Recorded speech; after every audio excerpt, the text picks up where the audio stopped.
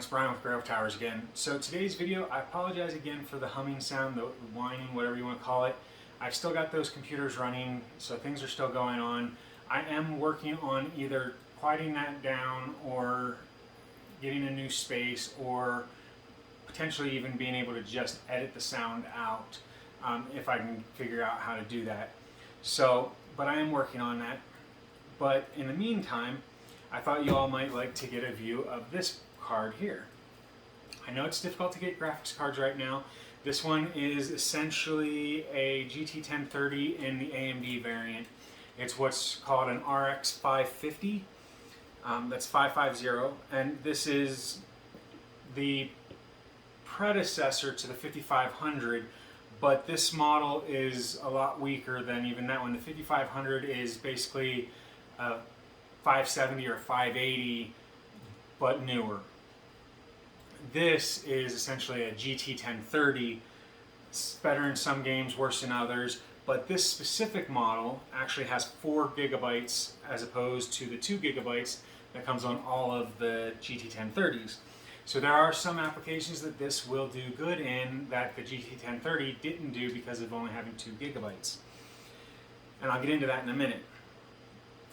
This card can cost anywhere from $130 to $140 at the start of the price, and goes all the way up to about $250 right now.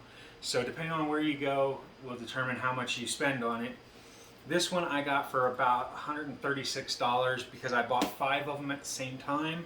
It's just really hard to get graphics cards right now, and I do a lot of budget builds, so this will actually come in really handy. This is, however, a brand that here in America we don't hear very often, and overall it has a lot less publicity than a lot of other brands.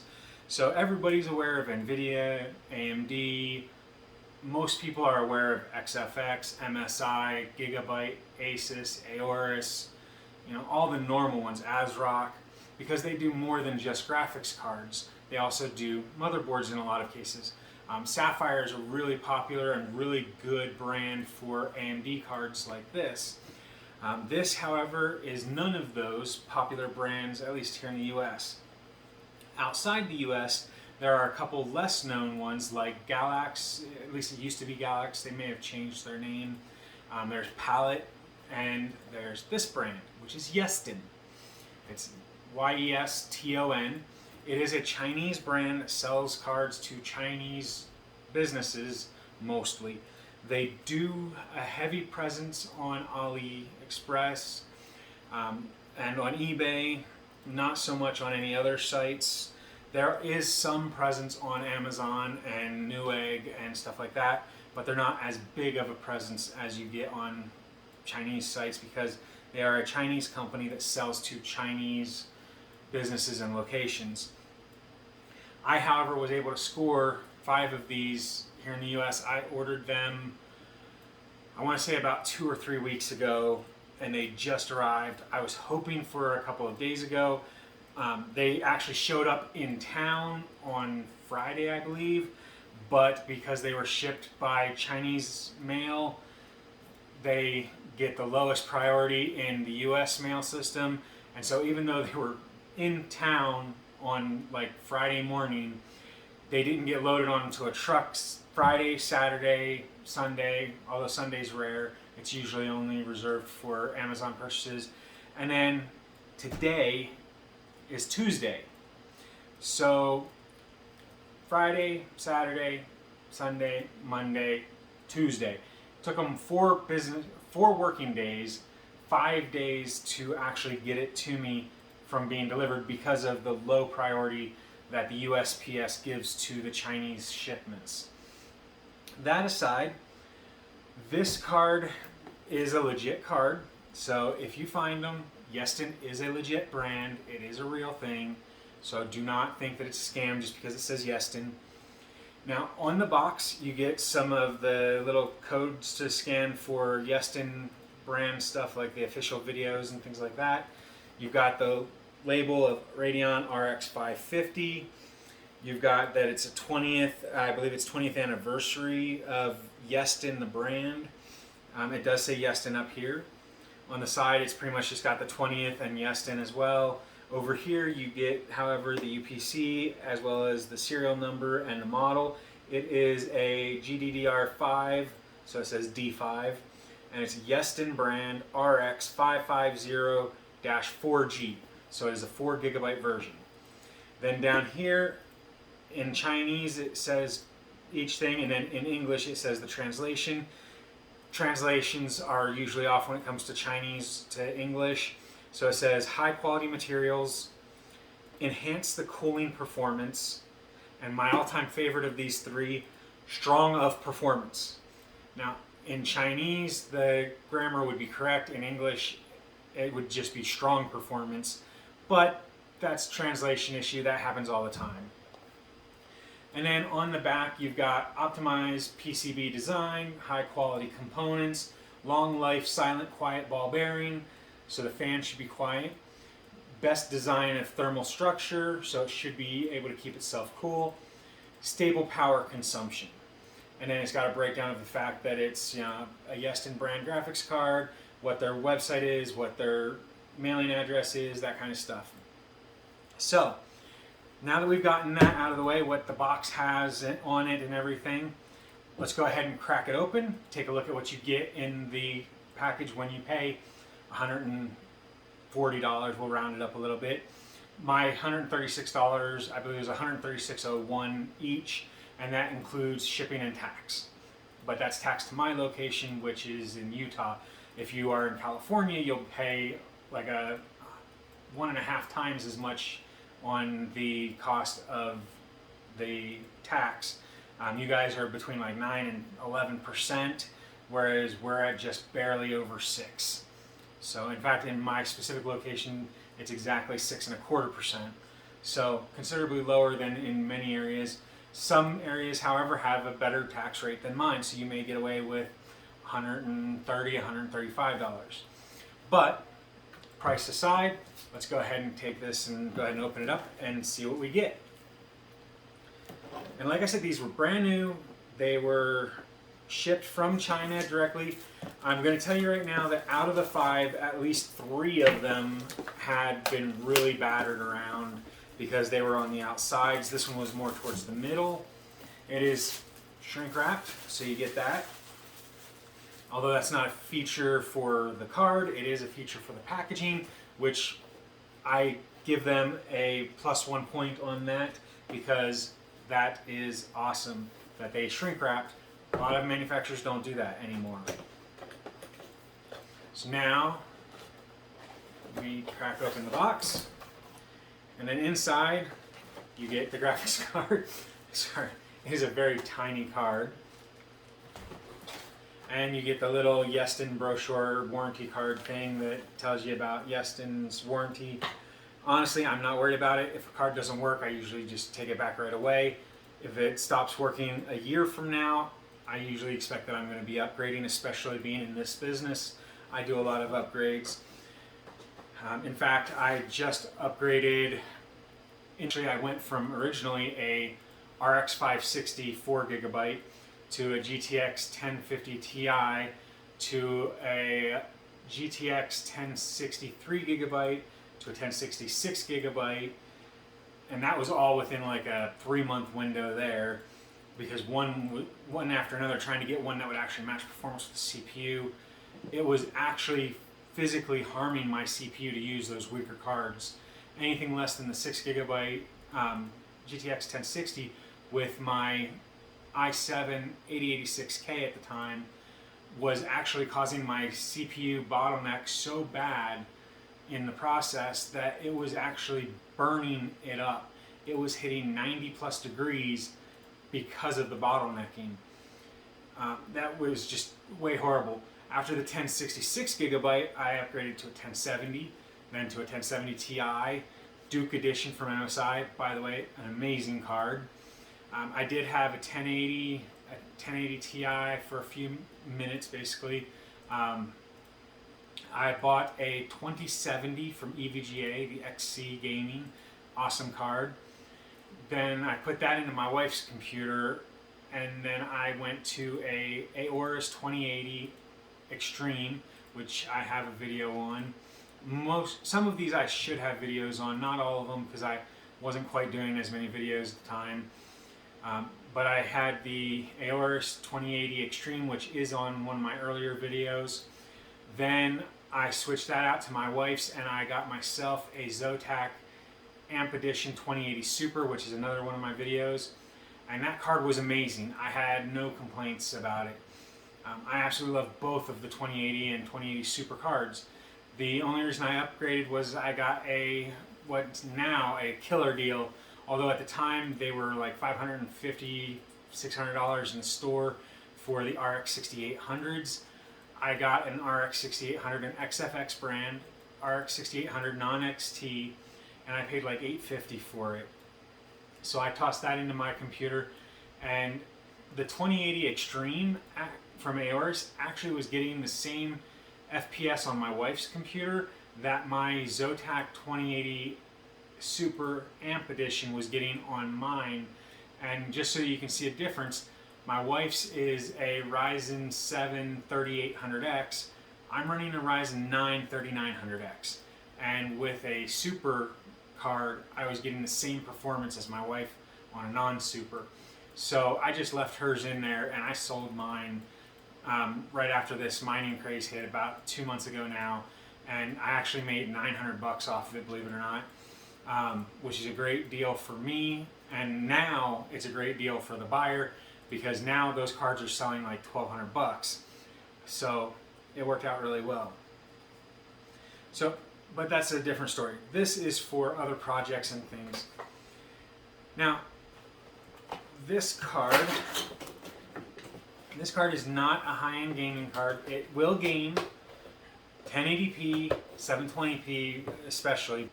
It will do 720p great. You should get like 60 FPS in most games at 720p, but it will also do 1080p for lighter gaming, esports, Valorant, that kind of stuff. Should get a pretty decent frame rate for a budget card. And then for like Fortnite, I think you get somewhere in the 30 to 60 range on competitive settings. I wouldn't try anything like Cyberpunk 2077. It's not a high-end graphics card, and Cyberpunk 2077 requires a lot of power. So just so you can see, this is the only thing in there other than that one paper, and just so you can see how big of a waste that is, in my opinion. A lot smaller of a box would save on price of the card being manufactured, shipping for the customer, and hopefully a couple bucks for the customer themselves. Now, it's a bubble-wrapped anti-static pouch, which really isn't anything different from anybody else. It's a little nicer because it's bubbles, but you know, nothing big on that. What I did like that gives it another +1 point is it has some foam on the back to protect the little bits on the back. That is something that a lot of cards these days are not shipped with. So this is the Yeston RX 554 GB. In my opinion, it's a cute card. I called it a cute fuzzy card. So it's got a little bit of bling, flare, whatever you want to call it, on the design and logo. It does not have any RGB. Do not get it if you expect RGB. It's a $130 card. So yeah. So it has some stuff written in Chinese here. I'm assuming that it's branding, so it probably says something about Yeston. On the fan, it's got a Yeston sticker that's Yeston in English. On the back, you can see the 4 memory modules for the 4 gigs. It has the serial number label, and it has the model written on it. It has the void if tampered with sticker. Now, for this, if you're going to do the thermal paste or thermal pads, from the looks of it, I'm going to say it probably does not have any thermal pads, because I don't see any from here, and I don't see anything that's like stuck directly to anything, so it's most likely just some thermal paste. If I get enough interest and enough comments, I will take one apart and show everybody the insides as a video. It has the 4 screws for the GPU die to be held onto the cooler, and then it has 3 on 3 of the corners, 1 each corner, minus the 1 corner down here, where it actually has the shroud is being held on by those. That would allow you access to the fan and getting like cleaning the the heat sink, which is a relatively small heat sink. It is basically the size of the fan. That's it. There's nothing extravagant with that. It does not cover the whole PCB, which is, as you can tell, a small PCB. It's about the size of my hand. I'm 6 foot, 245, 250 pounds. So it's a decent sized hand. It's smaller than my full hand.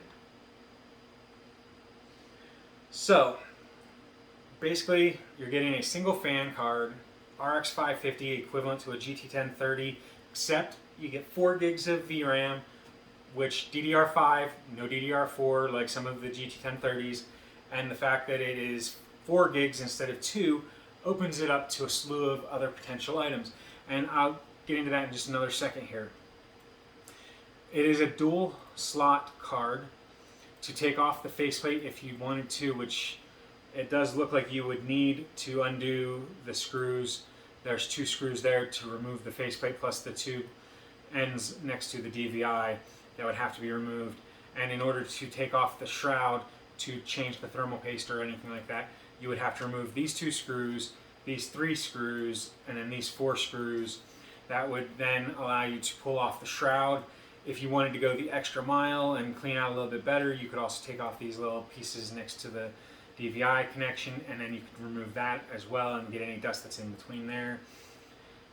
Overall, it's not going to be a high performance card. It is a budget card. It is what a GT 1030 is, and a GT 1030 is an ultra budget card, like 30 FPS Fortnite type card. Being 4 gigabytes, you might get a slightly better performance out of it.